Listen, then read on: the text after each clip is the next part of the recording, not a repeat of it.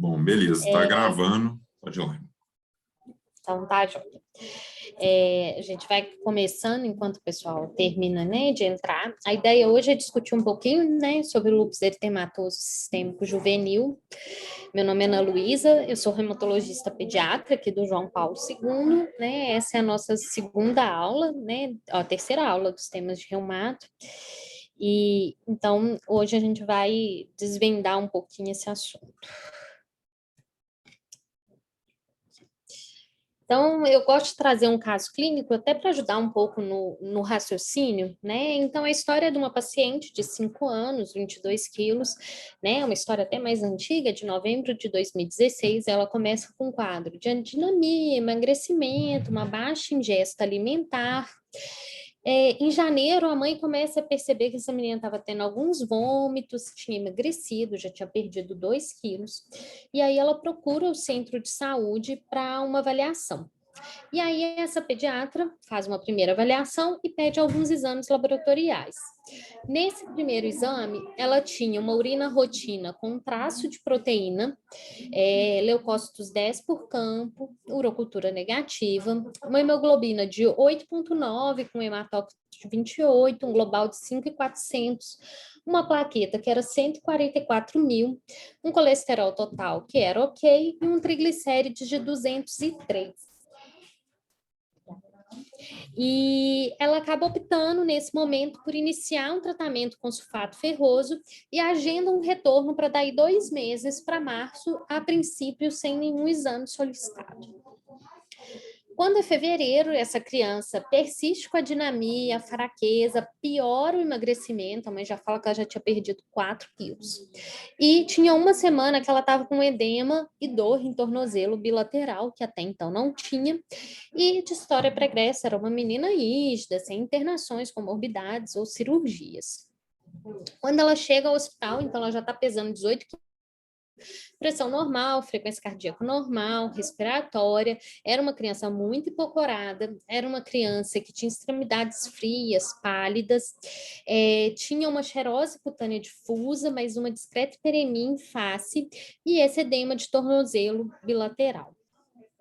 Então, a gente tem nessa história, né, a dinamia, fraqueza, perda progressiva, né, de peso, 4 quilos no total, em torno de 3 meses, artralgia e edema de tornozelo de 1 semana de evolução, essa leve hiperemia em face, uma anemia que era normocítica normocrônica de 8,9 e esse traço de proteína na urina rotina de janeiro de 2017.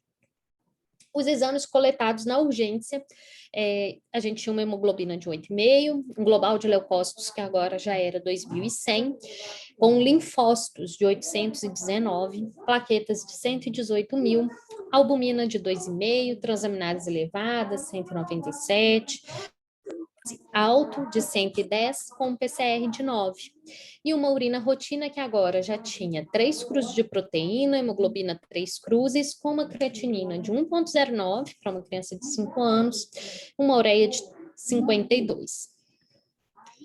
E os exames pedidos no hospital, né? Aí só para já fechar esse caso, FAM positivo, anti-DNA positivo, anti-RO positivo, anti-RNP, cumbis direto, complemento C3 reduzido, tá? Então, a gente não tem dúvida que essa paciente tem lúpus eritematoso sistêmico. Então, o lúpus sistêmico, tá? Ele vai corresponder, o pediátrico, a 15 a 20% de todos os lúpus, tá? 8%, né, dos casos de lúpus tem início antes dos 14 anos e a gente considera lúpus pediátrico até os 18, tá? Então, tem um percentual grande que é realmente na adolescência, entre os 14 e os 18 anos de idade. Ela é muito rara abaixo dos 5 anos de idade e é uma incidência anual de 0,4, 0,6 para cada 100 mil habitantes nos Estados Unidos, sendo muito mais frequente em meninas do que meninos a partir da puberdade. Antes, tá? Principalmente abaixo dos 5 anos de idade, essa frequência ela é 1 para 1. E quando a gente fala da patogênese do lúpus, tá? A gente tem um envolvimento, né, de vários fatores para desencadear o lúpus, tá? Então, o lúpus, ele não é uma doença com um único fator, uma única patogênese.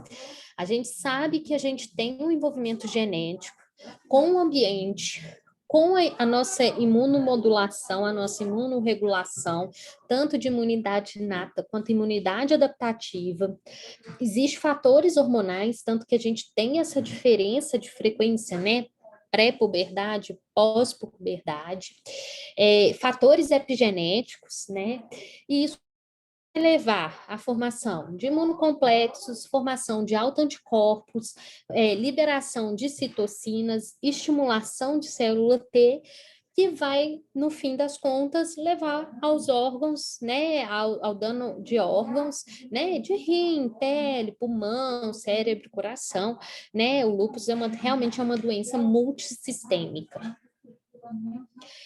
E a gente tem, então, essa classificação mais antiga, né, que é a classificação de 1997 do Colégio Americano de Reumatologia, e que é a mais clássica, né, que todo mundo tem de cabeça aí, né, que eram os 11 critérios, né, então era o eritema em asa de borboleta, o lúpus discoide, a fotossensibilidade, úlcera de mucosa oral, artrite não erosiva, pleurite, pericardite, nefrite, acometimento do sistema nervoso central, onde era considerado só psicose e a convulsão, alterações hematológicas, anemia, leucopenia, plaqueotopenia, persistente pelo menos 2 exames, tá? A presença do fator antinuclear, e os achados imunológicos, que eram os anticorpos antifosfolípide, anti-DNA e anti-SM. Então, esse era o critério clássico, tá? De 1997, que era o que era válido na época daquela paciente lá. Se a gente considera esse critério clássico, tá? Em janeiro, a gente já tinha 2 pontos que faziam a gente pensar que poderia ser algo mais grave, tá? Era uma anemia normocítica, normocrônica, moderada, ela já tinha um traço de proteína na urina que não foi valorizado, tá? E nesse ponto, a gente tinha que ter ampliado o nosso leque de investigação. Era uma criança que tinha uma queixa de dinamia, uma queixa de perda de, né? E foi tudo colocado na caixinha da anemia ferropriva. Consideraram como possivelmente ferropriva e iniciaram os fato ferroso. Só que a gente tinha que investigar, né? Então tinha que ter pedido reticulócito, cinética de ferro, o CUMBS, o LDH, considerando esse traço de proteína. Poderia ter se pedido o FAM e a proteinúria de 24 horas para ampliar essa investigação. E quando é em fevereiro, né, na hora que a gente vê toda a gama de exames, ela tinha 5 critérios facilmente, ela tinha um anti-DNA, ela tinha o FAM, ela tinha um quadro hematológico, ela tinha um quadro renal e ela tinha o eritema em face em asa de borboleta. E a gente tem sempre que lembrar que esses critérios, quando a gente fala muito em doenças reumáticas, eles são critérios classificatórios. Então, eles servem para eu classificar o paciente dentro daquela doença, para um estudo, para uma pesquisa, mas eles não são critérios diagnósticos, tá? Então, para classificar o paciente como lúpus, eu precisava de 4 critérios nesse critério da CR, mas o diagnóstico, ele pode ser suspeitado com menos critérios, né? E aí é onde você vai encaminhar com urgência ao reumatopediatra para ele fazer a avaliação e iniciar tratamento desses pacientes. Inclusive, a gente está autorizado a tratar mesmo sem ter 4 critérios. Claro que dependendo dos achados, né? A gente não vai tratar como lúpus um paciente que é FAM positivo único exclusivamente, né? Tudo isso depende do quadro clínico, né? Do que a gente está vendo.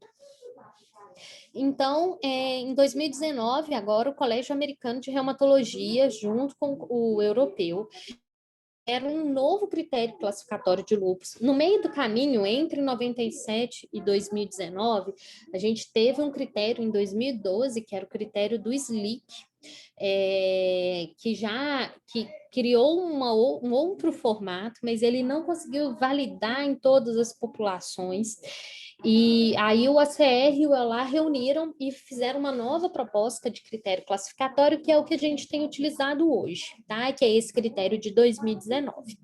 Então, todos os pacientes classificados como lúpus, eles devem ter pelo menos um FAM 1/80 em célula EP2, eles têm que somar 10 pontos nesse novo critério, e eles têm que ter pelo menos um critério clínico, tá? E quando vocês vão ver logo em seguida, existem domínios, né? Hematológico, neuro e tal, e a gente só soma a pontuação de maior valor dentro daquele domínio. O que é importante, tá? Logo quando você abre o artigo, né, do critério, ele vem lá em cima, entrada, FAM positivo. Se negativo, o paciente não é classificado como lúpus, tá? E aí a gente tem que pensar em algumas coisas, como, por exemplo, o paciente ele é FAM negativo, mas ele está usando altas doses de corticoide por algum motivo. Então, talvez, se for muito forte a sua suspeita, ele ainda assim vai ser lúpus e vai ser tratado como lúpus, tá? Então, a gente tem que só pensar no contexto de qual você pediu esse exame, para falar que, não, o FAM foi negativo, então está excluído o lúpus, né?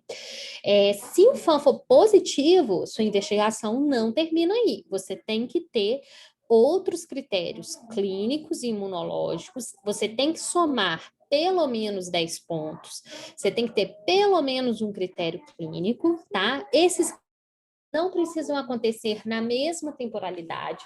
A gente fala que o lúpus ele é uma doença progressiva, assim, né? Insidiosa, na verdade. Às vezes o paciente começa com sintomas inespecíficos de febre, mais constitucional, anemia, emagrecimento, até que ele realmente começa a ter as manifestações mais típicas do lúpus e a gente consegue olhar para trás e falar, desde aquela época já era o diagnóstico de lúpus, tá? E o que é muito importante aqui, a gente, né, pensar também, é o seguinte, que está escrito aqui, a ocorrência do critério, desde que eu não tenha uma explicação melhor para o que está acontecendo, que não lúpus. Então, por exemplo, uma febre, mas o paciente tem um Epstein-Barr com IgM positivo, opa, peraí, eu consigo explicar melhor o que está acontecendo com esse paciente através, né, desse IgM positivo, do que considerá-lo exatamente como lúpus, tá? Então, por isso que é importante todos os diagnósticos diferenciais na hora que a gente está investigando um paciente com febre, anemia, tá? O que é importante desse novo critério é que ele incluiu a febre, que é muito frequente no lúpus, e até então ela não fazia parte dos critérios diagnósticos, tá? Dos critérios classificatórios. Então, ele vale 2 pontos, ele é um dos domínios, tá? Então, a febre é um domínio constitucional e conta sozinho. Se tem febre, já pontua 2 pontos. O domínio cutâneo, aí aqui foram incluídas mais manifestações em relação ao critério de 97, tá? Então, continua valendo fotossensibilidade, o Rasch malar, mas a gente tem uma valorização para alopécia não cicatrizante, a gente tem aqui também as úlceras orais, outras lesões, né, de lúpus subagudo, além do lúpus discoide, e as lesões típicas do lúpus agudo também. E aí a gente vai somar a pontuação somente para o de maior valor que o paciente tenha. Então, digamos que o paciente tenha alopécia e o lúpus agudo cutâneo. Então, ele vai somar 6 pontos nesse critério só, ele não soma 8, tá? Você vai somar dentro do domínio somente o de maior valor. A artrite, e aqui a gente passa a valorizar, né, a sinovite, né, artrite em pelo menos 2 articulações, ou rigidez e dor em pelo menos 2 articulações, e uma rigidez matinal de pelo menos 30 minutos, tá? Com uma rigidez matinal de pelo menos 30 minutos, para valorizar o domínio da artrite e valer 6 pontos. Em relação ao domínio neurológico, tá? Comparativo ao critério de 97, que já entrava crise convulsiva, já entrava psicose, aqui entra o delírio, e aí a gente vai pontuar dentro do que o paciente apresenta, aquele de maior valor. Mas a gente tem que lembrar que o cometimento neurológico do lúpus, ele é muito mais amplo, tá? Ele só não dentro do critério classificatório de lúpus. Mas a presença de convulsão é 8%, psicose é 3%, mas esses pacientes, eles podem ter, o que é mais comum deles terem de acometimento neurológico, é cefaleias, sintomas depressivos, alterações de personalidade, e além disso, eles podem ter nistagmo, parestesia, fazer meningite acética, fazer quadro de mielite transversa, fazer quadro de pseudotumor cerebral, atrofia de nervo óptico, alteração de pares de nervos cranianos. Então, assim, existe uma gama, né, de mais de 20 manifestações diferentes neurológicas que o paciente pode apresentar, mas quando a gente fala de critério classificatório, a gente considera realmente só a psicose, a convulsão e o delírio hoje. No domínio da serosite, né, o domínio cardíaco, a gente vai considerar, então, tanto o derrame pericárdico quanto o derrame pleural e a pericardite aguda, tá? Também nesse critério, a gente tem outros acometimentos cardíacos do paciente com lúpus, tá? Então, é pericardite, miocardite, mas os pacientes podem ter endocardite de Liebman-Sachs, pode fazer vasculite de artéria coronária. O que é mais comum desses pacientes terem é aterosclerose, alteração de perfil das lipoproteínas, o perfil lipídico, exatamente por todo esse processo inflamatório crônico que eles sofrem. Ao longo da vida, né, todo paciente com lúpus, ele tem um risco cardiovascular mais elevado, né, de ter doença coronariana, de sofrer infarto agudo do miocárdio em idades mais jovens, né, do que a população geral. Em relação ao domínio renal, né, dentro do lúpus, então, na hora que a gente vai pontuar, se você tem só proteinúria, você vai contar 4 pontos, tá? Se você já tem uma biópsia classificando como nefrite lúpica, classe 2, classe 5, classe 3 ou classe 4, você vai ter pesos diferentes para essa nefrite lúpica. Lembrando que na criança, né, pequena, principalmente, a gente utiliza muito esses valores para avaliação da proteinúria, né? Então, numa urina de 24 horas, é normal você ter até 5 miligramas por quilo de proteína dosada na urina. Essa proteína aumentada, ela é não nefrótica se ela tiver entre 5 e 50 miligramas por quilo, e ela é considerada nefrótica se ela tiver acima de 50 miligramas por quilo. Também pode fazer uma correlação com a relação proteína-creatinina, que é normal até 0,2. Entre 0,2 e 0,5, a gente está ali na sensibilidade do exame, então é um exame duvidoso. O ideal é que você repita, que você faça uma proteinúria de 24 horas, tá? E vai ser considerado alterado como uma proteinúria não nefrótica entre meio e 2, e nefrótico acima de uma relação proteína-creatinina acima de 2. E o acometimento renal do lúpus na pediatria, diferente dos adultos, que é em torno de 50% dos pacientes com lúpus, na pediatria a gente vai ter cerca de 80%, tá, com algum acometimento renal, e a grande maioria dos pacientes, esse acometimento renal, ele ocorre no primeiro ano de diagnóstico da doença. E aí a gente tem a classificação das nefrites. Lembrar que essa classificação de 1 a 6, ela não é uma classificação de gravidade. Na classe 1, é aquela mínima nefrite lúpica mesangial. A gente, quando olha na microscopia, a gente vai ver que são glomérulos normais, mas eles têm depósitos imunes mesangiais, e geralmente esse paciente ele não tem alteração clínica laboratorial, ou alterações são muito discretas, muito sutis. Quando você vai para a classe 2, tá? Já é uma nefrite lúpica proliferativa mesangial. Então, na microscopia, você já observa uma hipercelularidade mesangial com depósitos de imunocomplexos mesangiais. E quando você vai para a clínica, quem que é esse paciente? Esse é um paciente que ele tem, na microscopia, uma urina normal, você tem uma proteinúria discreta ou transitória, a TA é normal e raramente esse paciente classe 2, ele vai evoluir para uma perda renal, uma perda de função renal. Já a classe 3 e 4 são as classes mais comuns da gente encontrar na nefrite lúpica. A classe 3 é aquela nefrite lúpica focal, onde você vai ter uma glomerulonefrite focal ativa ou inativa, tá? Na hora que você olha na biópsia.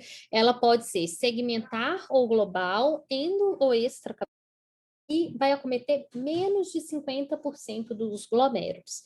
E aí você vai ter depósitos subendoteliais, né, na imunofluorescência, com ou sem alteração mesangial. Tá? No laboratório do classe 3, geralmente você encontra uma hematúria microscópica, uma proteinúria moderada, tá? Raramente maciça. Ocasionalmente, esses pacientes são hipertensos e evoluem com perda de função renal. Já a classe 4, que acaba sendo a classe mais comum, tá? É uma nefrite lúpica difusa, ela pode ser ainda assim segmentar ou global. Você vai ter mais de 50% dos glomérulos acometidos. Com esses imunodepósitos subendoteliais difusos, pode ou não ter alteração mesangial. Aqui sim, a gente costuma já ver com um pouco mais de frequência a hematúria cilindrúlia, a proteinúria costuma ser nefrótica, a hipertensão importante e frequentemente, se a gente não trata esses pacientes, eles vão evoluir para uma perda renal. A classe 5 é aquela nefrite lúpica membranosa, então você vai ter um espessamento difuso e uniforme das alças capilares, secundário a esse depósito dos imunocomplexos. Na imunofluorescência, você vai ver que o depósito ele é subepitelial, com ou sem alteração também mesangial. E laboratorialmente, esses pacientes de nefrite lúpica membranosa, eles têm aquela proteinúria nefrótica pura. Não costuma ter, raramente tem alguma coisa de hematúria, tá?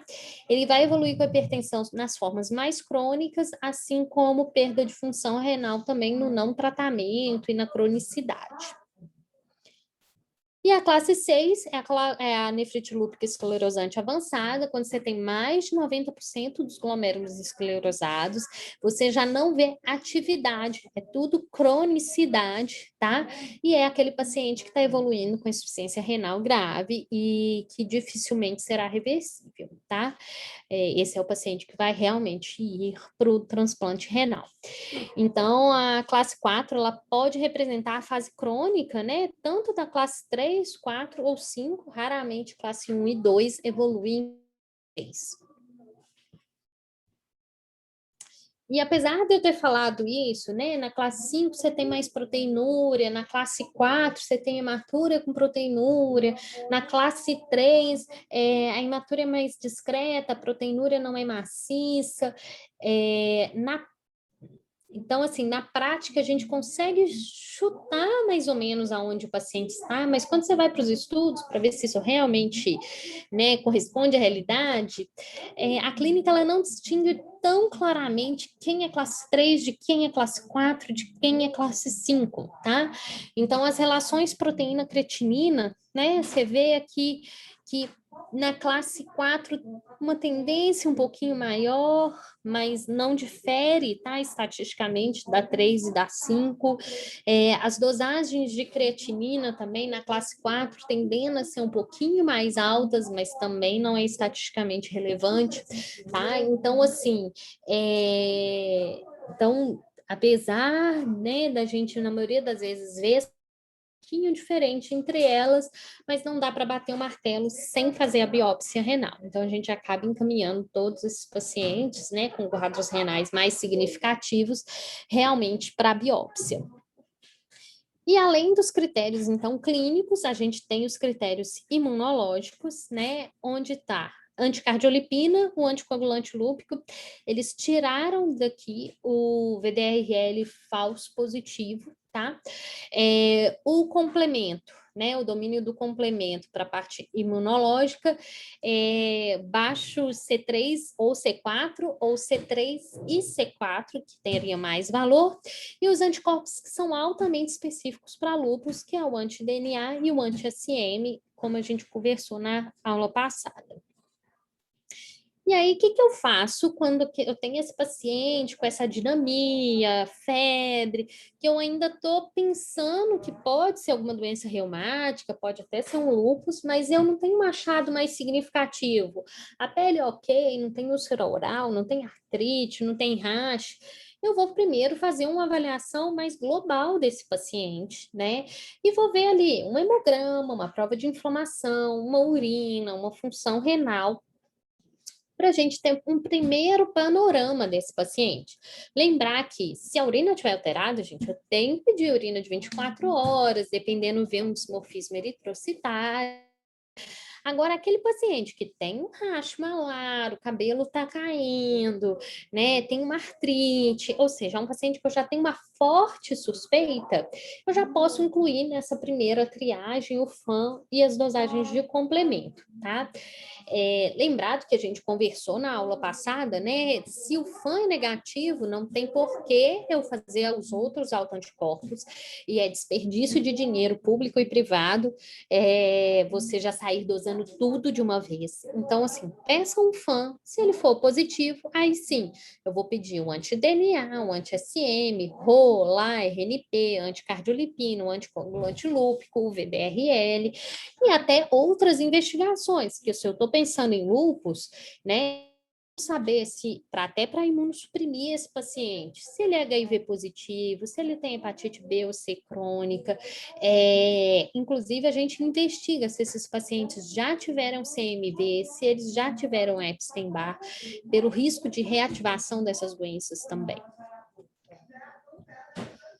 E aí aqui eu vou até passar, porque a gente já destrinchou isso aqui mais na aula passada, né, do FAM. Lembrar, né, que o FAM, para pedir o FAM, a gente tem que ter uma suspeita convincente de uma doença autoimune, não é sair pedindo ele num pacote, que infecções podem positivar o FAM, medicamentos, tá? E aquela questão dos padrões, né, onde o fino denso é o da população saudável, o pontilhado fino é do lúpus e do Sjögren, ligado ao anticorpo, o pontilhado grosso ao anti-SM e o anti-RNP, o homogêneo ao anti-DNA, o antinucleossomo, mas ele pode estar envolvido no lúpus induzido por drogas, o nucleolar pontilhado centromérico é da esclerodermia sistêmica limitada, e o homogêneo ou aglomerado, em geral, está associado à esclerodermia sistêmica também. E o que é importante, que eu acho, para o pediatra saber em relação ao tratamento do lúpus? Eu acho que vocês têm que ter uma mínima noção de por onde passa o tratamento, afinal de contas, é o que eu sempre falo com os meus pacientes. Às vezes eles chegam e falam assim, doutor, então agora eu não preciso mais voltar no pediatra. Muito pelo contrário, eu preciso do pediatra te acompanhando junto, né? Porque algumas coisas da pediatria geral, acaba que quando a gente está na especialidade, você foca muito no problema que o paciente está te trazendo, né? E o pediatra, ele vai fazer a junção, né, de todas as especialidades que estão envolvidas naquele quadro, né? Então, isso são coisas que o pediatra pode ajudar a trabalhar junto com a gente, que é a questão da alimentação desses pacientes, né? Que a gente bate muito na tecla de ter que ser uma alimentação mais balanceada, sem excessos.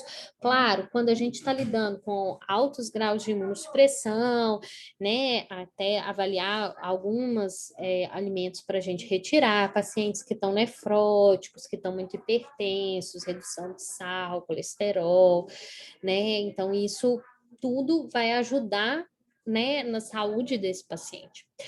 Lembrar da fotoproteção, né, maior do que fator 30, e fotoproteção O lúpus, né, quando a gente toma sol, né, o sol acaba causando um dano celular, isso acaba expondo o DNA, né, da célula cutânea, e isso acaba estimulando o sistema imune a produzir mais anti-DNA e acaba ativando a doença.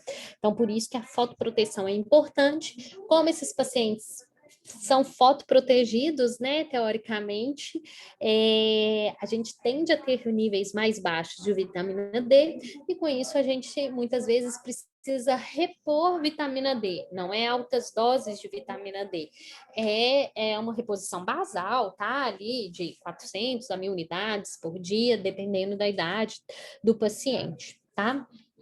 E dos valores de dosagem de vitamina D também. Além disso, esses pacientes vão utilizar os anti-inflamatórios quando tem muita dor, muita mialgia, mas a gente evita na nefrite lúpica. A hidroxicloroquina é uma medicação de base do tratamento do lúpus. Normalmente, esses pacientes usam hidroxicloroquina para o resto da vida.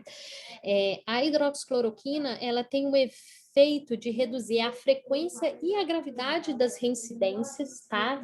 Então, a gente tem estudos comparando pacientes que usaram cloroquina e pacientes que não usaram cloroquina, mostrando que aqueles que usavam hidroxicloroquina, realmente eles tinham quadros clínicos mais graves do que os que não utilizaram.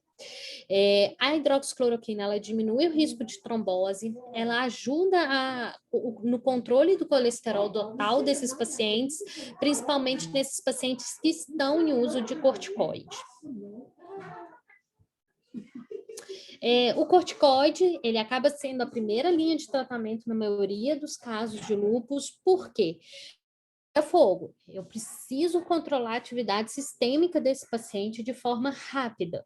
Qual que é o problema do corticoide? A longo prazo, dano celular também, né? Aumenta a chance de hipertensão, de glaucoma, catarata, aumento de colesterol, risco cardiovascular. Então, a gente vai usar o lúpus, vai usar o corticoide na menor dose possível, pelo menor tempo possível, até a gente ter o controle da doença do paciente, tá? Então, ele é a primeira linha. A gente vai usar nos casos graves, como na nefrite lúpica, perda rápida de função renal, manifestação neurológica grave, sistema nervoso, pulmonar. A gente vai fazer a pulsoterapia com metil. Por via oral, vai depender da gravidade da doença, de 0,5 a 1 miligrama por enquanto eu espero os outros imunossupressores fazerem ação, e eu vou retirar gradativamente esse corticoide, diferente de retiradas que a gente faz em outras doenças, né? Você cai para a dose fisiológica e vem reduzindo. Na verdade, no lúpus a gente vai retirando, é muito gradativo, tá? Assim, a gente tira um paciente que está com 40 miligramas, a gente vai tirar 2,5 a cada 2 a 4 semanas, 2,5 miligramas, até chegar no zero, pelo risco de rebote da doença, dependendo da gravidade da manifestação que ele apresentou.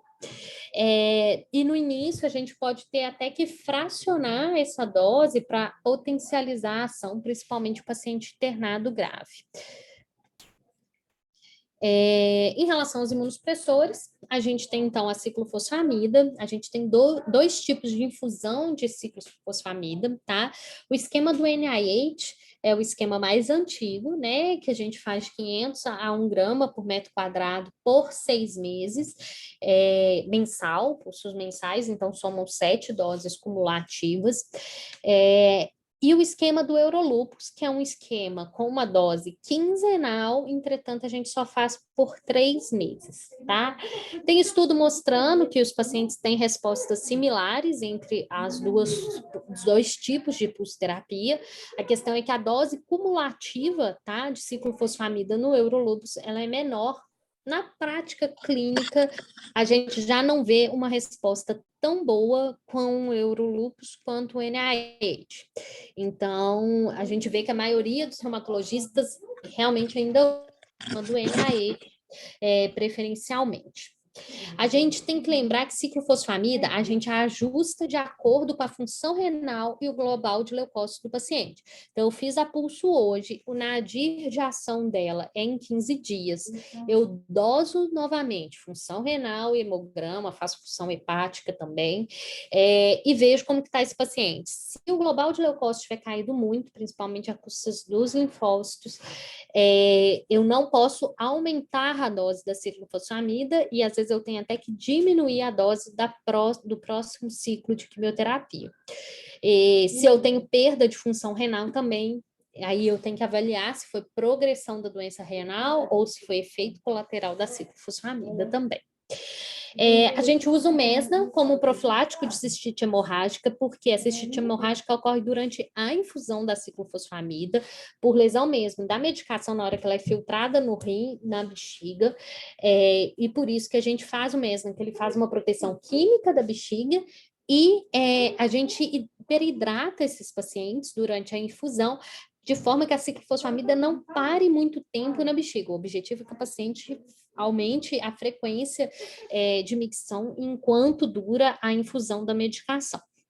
E a indicação da ciclofosfamida realmente é aquele lúpus neuropsiquiátrico, a nefrite lúpica classe 3, 4, quadros hematológicos graves que não estão respondendo ao corticoide e a pneumonite aguda também no lúpus.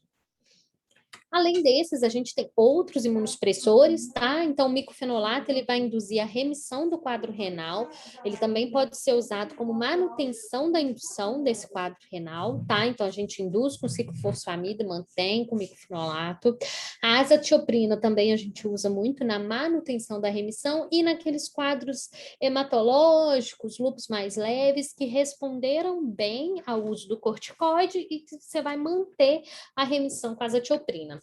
Ciclosporina, a gente acaba usando muito quando você tem uma nefrite isoladamente, mas apesar de que na maioria dos fluxogramas é ciclofosfamida ou micofenolato, e aí você poderia usar a ciclosporina como manutenção. O metotrexato, manifestação cutânea e artrite, então lúpus que é só cutâneo, paciente que tem muita quadro articular costuma ter boas respostas ao metotrexato. E além disso, a gente tem outros imunossupressores, tá? Imunoglobulina, rituximab, abatacept, belimumab, que a gente também pode utilizar, e aí no lúpus é utilizado numa frequência um pouco menor. Então, do lúpus sistêmico, né? Eu fiz um apanhado geral, eu vou falar um pouquinho só sobre o lúpus neonatal, e aí depois a gente abre para, se alguém quiser tirar alguma dúvida ou discutir algum caso no final, tá bom? Então, o lúpus neonatal, ele é uma doença autoimune adquirida e ela é rara, e ela ocorre aí no período fetal e neonatal, tá? O que acontece? Você tem a passagem transplacentária de anticorpos patogênicos, né? Normalmente o anti-RO e o anti-LA. Raramente pode ser causada pelo anti-RNP. E esses anticorpos, anti-RO, anti-LA, eles ocorrem em cerca de 40% das mulheres com lúpus sistêmico, tá?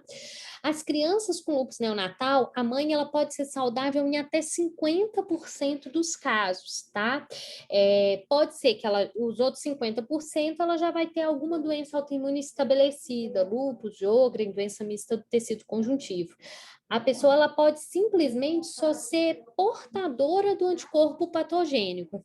É por isso que a gente fala que quando a gente pede o FAM, pede esses autoanticorpos, sem ter uma clínica sugestiva, às vezes a pessoa tem aquele anticorpo, vai ter aquilo para o resto da vida, e isso nunca vai ter nenhuma implicância para ele, né, no dia a dia. Então, a incidência do lúpus neonatal é 1 para cada 12 mil a 20 mil nascidos vivos, não tem predileção por sexo, acontece em cerca de 2% das mães primigênitas que têm esses anticorpos, tá? Então, não é toda mãe também que tem um anticorpo positivo que o bebê vai ter lúpus neonatal. Só que o risco do lúpus neonatal acontecer numa gravidez subsequente, ele é 10 vezes maior. Já aconteceu comigo, eu atender uma criança pequena, 1, 2 anos, que tinha uma suspeita mesmo de lúpus neonatal, e a mãe comentou alguma coisa sobre o filho mais velho, estava brincando, correndo durante a consulta, e ele teve um problema cardíaco e tal, ou ela falou alguma coisa que ele teve, um quadro cutâneo similar, e eu fui auscultar esse menino. O menino tinha um BAV total e estava correndo no corredor. Provavelmente os dois eram lúpus neonatal, tá? E sendo que o mais velho tinha uma lesão cardíaca pelo lúpus neonatal.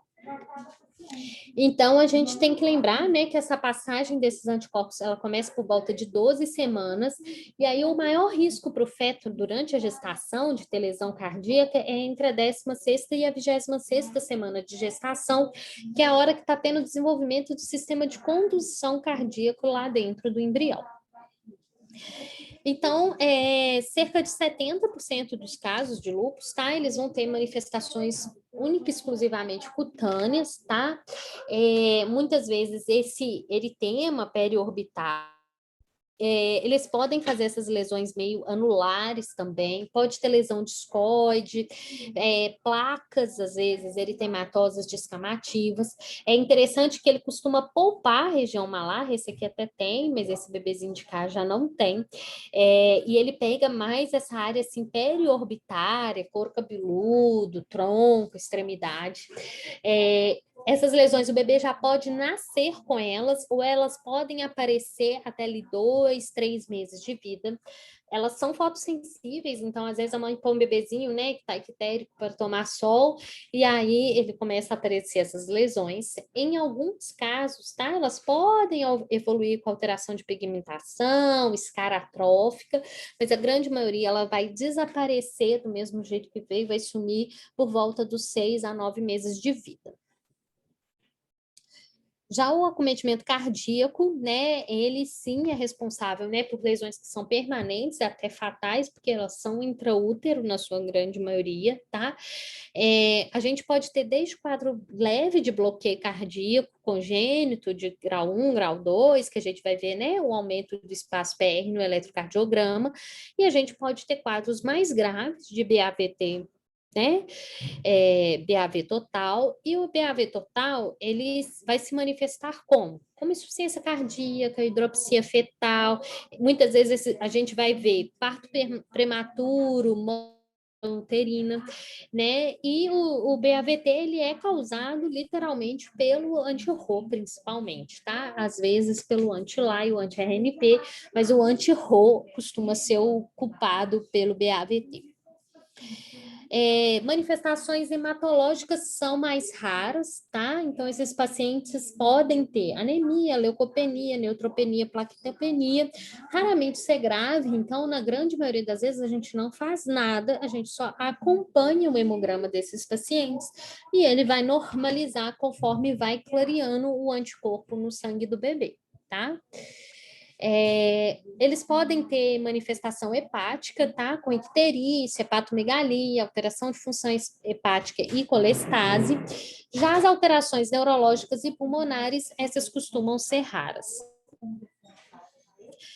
E como que a gente investiga, então, esses bebezinhos, né? A gente vai dosar os autoanticorpos tanto na mãe quanto na criança, a não ser que a mãe já tenha bem estabelecido, né? Que ela tem FAM positivo, anti-RO, anti-LA positivo durante a gestação, já tinha isso estabelecido. Se não tiver, né? A gente já teve aqui no CGT alguns casos, né? Que não tinha nenhuma história na mãe, mas a lesão cutânea era muito típica. E aí a gente dosou os anticorpos da mãe e do bebê, e os dois eram positivos.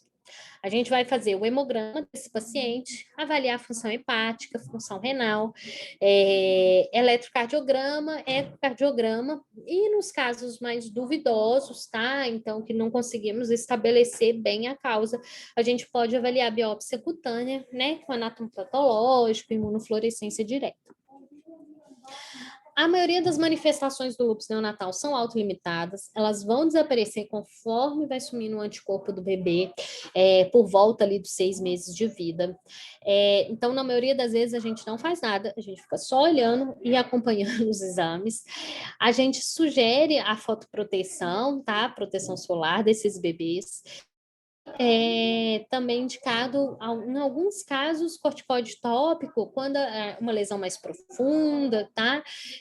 Não no rosto, mas às vezes a gente precisa usar. E durante a gestação, né, se é identificado uma mãe de alto risco, ou um bebezinho que está tendo algum processo inflamatório já cardíaco, que consegue identificar que ele está evoluindo com bloqueio, a gente faz na gestação dexametasona, porque ela vai ter passagem placentária intacta, e aí vai agir como anti-inflamatório lá no coração do bebê mesmo, e a hidroxicloroquina, então isso vai diminuir o processo inflamatório do feto e a chance do bloqueio atrioventricular total. Então, eu acho que eu falei um pouquinho meio rápido, mas era isso que eu tinha para trazer, assim, né? Um panorama um pouco mais geral. E aí eu queria ver as dúvidas, né? Lúpus é uma coisa que dá muita dúvida na prática, né? Na hora que você está com o paciente ali na sua frente.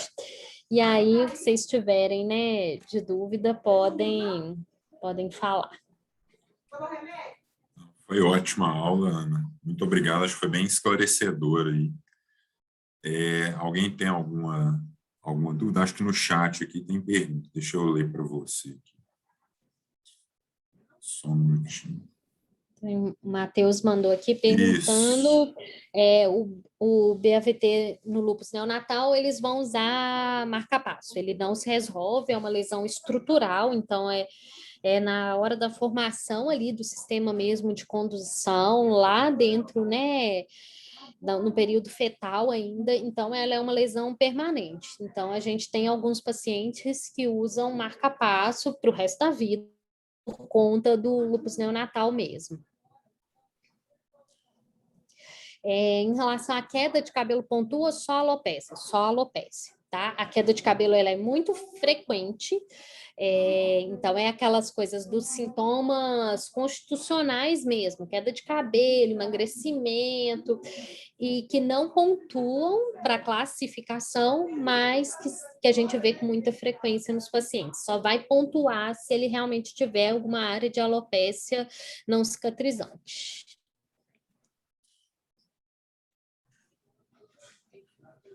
Ana, eu tive assim, na verdade foi mais pensando no contexto atual, quando se falou lá no Aham, começo, dos fatores desencadeantes, né?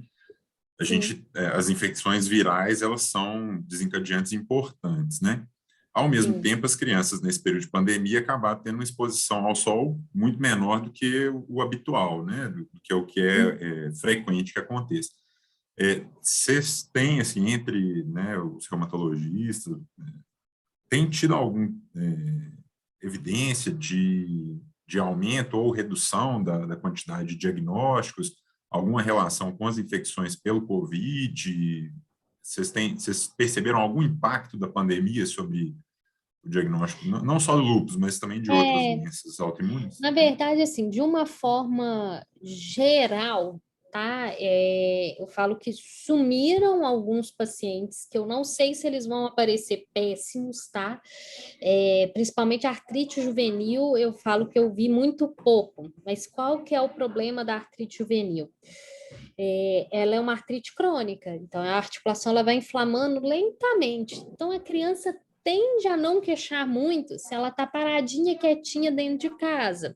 Se ela está na rua e tenta brincar e não dá conta, porque aquela articulação não está fazendo movimento, isso chama a atenção dos pais, dos professores, e às vezes esses meninos dentro de casa na pandemia, então eu acho que eu não estou porque está passando batido esse diagnóstico, os meus estão indo menos no pediatra, não, os professores não estão identificando, e eles estão ficando dentro de casa vendo televisão. Então, isso foi um impacto, né, da pandemia que eu acho que a gente ainda vai ver. Mas, ao mesmo tempo, eu falo que eu nunca vi tanta urticária crônica na minha vida, nunca atendi tanta urticária crônica com FAM positivo, sem outros comemorativos para lúpus, na verdade, caiu no universo das urticárias crônicas, mas a minha impressão de consultório é que aumentou muito a frequência, e como desencadeante de doença autoimune, tem alguns estudos já mostrando, principalmente em adultos, tá? Que o COVID aumenta, né, a incidência aí de doença autoimune posteriormente, só que eu acho que aumenta da mesma forma que outros vírus servem de gatilho, tá? Então, a impressão que eu tenho é que se ele pegasse o Epstein-Barr CMV, qualquer outro desses que também tem esse poder de servir de gatilho, essa doença autoimune iria aparecer, né, nesse contexto de ambiente. Agora, em relação ao lúpus especificamente, não. Tá? A impressão é que está mais ou menos dentro da frequência que a gente já via de lúpus. Fibromialgia explodiu, né? Porque os meninos estão em casa, sem convívio social, então isso daí aumentou muito a frequência dessas queixas de dores recorrentes da infância. Né? Então, da pandemia, assim, o impacto eu falo que a gente vai saber a partir do ano que vem, que vai ser a hora que esses meninos vão voltar para a escola, a gente vai, no final do ano aí, talvez começar a ver meninos com diagnóstico tardio de artrite juvenil. Entendi. Beleza. A Raquel perguntou aqui se as lesões cardíacas são permanentes, né? No lúpus neonatal elas são permanentes, lesão hepática no lúpus neonatal regride, e isso não aumenta e não aumenta o risco de lúpus quando é adulto. Na verdade, é o seguinte: se você teve lúpus neonatal, possivelmente esse bebê ele está dentro de um contexto de autoimunidade familiar. E a gente sabe que toda vez que você tem uma família muito autoimune, não só com lúpus, tá? Com hipotireoidismo, diabetes tipo 1, né? Qualquer doença autoimune aumenta a probabilidade de você ter outras doenças autoimunes na família. Então, acaba que o risco relativo, né, desses pacientes na idade adulta desenvolver um quadro autoimune qualquer, ele é mais alto simplesmente pela família ser autoimune, não por ele ter tido o lúpus neonatal. Então, não são bebês que a gente acompanha pensando que um dia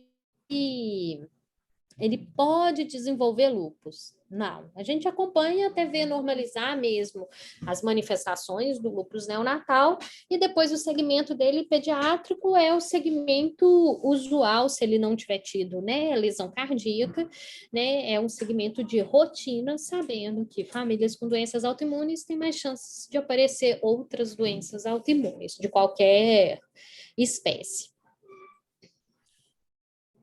Ana, outra coisa, você falou sobre a biópsia renal, né, que ajuda na diferenciação das classes ali, 3, 4, 5. A biópsia renal, ela vai estar indicada nesses pacientes, só nesses pacientes que têm esse acometimento renal mais intenso, ou a gente tem aí outros critérios também para poder indicar esse exame? Eu estou perguntando porque, assim, teve alguns pacientes que eu acompanhei na enfermaria, que a gente acabou indicando, eram pacientes que tinham um acometimento renal, assim, franco, e era bem difícil de conseguir, né? Então, assim, no nosso serviço a gente não tem, então, mais nesse sentido. Assim. Na vida real, assim, a gente tem uma dificuldade muito grande de fazer biópsia, porque os meninos abaixo de 13 anos, né, essa biópsia tem que ser sedada em bloco, então tem uma fila muito grande na rede para biopsiar.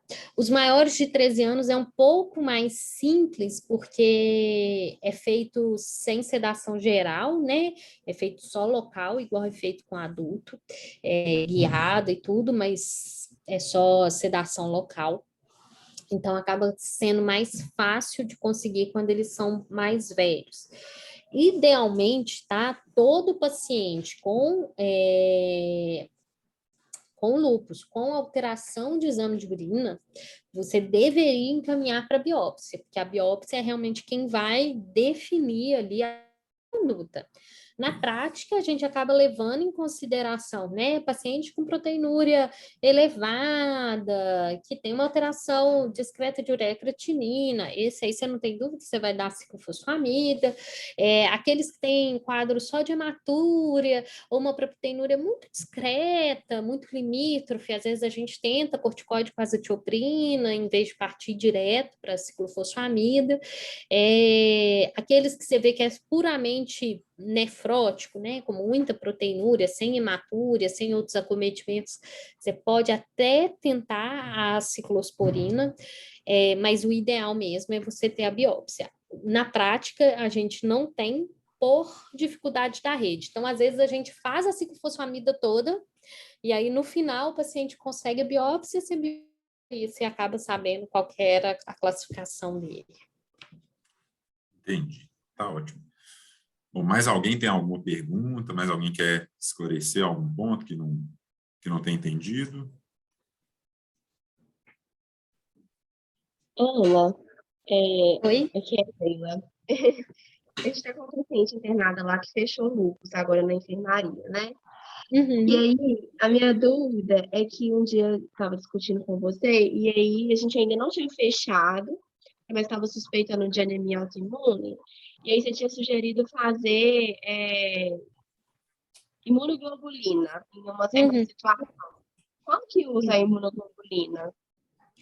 A imunoglobulina no lúpus, ela acaba sendo reservada um pouco para aquelas situações onde você tem um paciente que ele está grave, mas você não tem certeza, por exemplo, o paciente está grave, está no CTI, está chocado, mas eu ainda não tenho resultado de hemocultura, eu não tenho 72 horas de antibiótico, então eu não posso pulsar com corticoide esse paciente, né? E é claro, se for uma situação de vida ou morte, você vai pulsar e seja o que Deus quiser, mas se não, você tem a opção de usar a imunoglobulina, que ela vai fazer ali, né, um bloqueio dessa cascata inflamatória temporariamente, você vai ganhar algum tempo para ter os resultados de exame.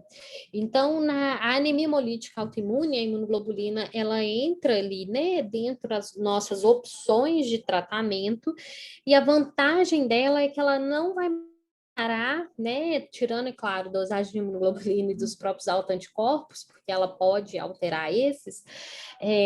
Então, idealmente, antes de usar a imunoglobulina, você dosa IgA, IgG e IgM para você ter o basal desses pacientes. E se você tiver que coletar algum autoanticorpo, você coleta antes de iniciar a infusão, você não precisa ter os resultados, mas você faz no intuito de falar assim, beleza, eu vou fazer isso daqui enquanto eu espero algum exame mais determinante que realmente seja o lúpus, né? Então, no caso dessa paciente aí, a ideia era, ela tá com uma anemia hemolítica. Eu ainda não tenho todos os fatores, eu ainda não sei a proteinúria de 24 horas, não saiu FAM. Eu posso fazer imunoglobulina para segurar a hemólise enquanto eu espero os resultados para poder entrar com corticoide. Tá bom, obrigada. Nada. Mais alguém, gente, quer Mais alguém? fazer alguma pergunta? Beleza. Ana, então eu queria te agradecer, muito obrigado pela aula, foi muito esclarecedora. Obrigado, viu? Eu que agradeço e semana que vem aí a gente vai falar de coisas um pouco mais difíceis. Lúpus, eu falo que lúpus não é difícil, não. Lúpus é insidioso, então normalmente a primeira pessoa que vê não dá o diagnóstico, né? Que começa com sintomas muito sutis e evolutivamente você tem tempo para pensar, raciocinar e dar o diagnóstico. Doença autoinflamatória, aí o quebra-cabeça eu acho que ele já é um pouquinho maior. Então, até semana que vem. Tá certo, a gente se vê então. Tchau, tchau, obrigado. Tchau, tchau.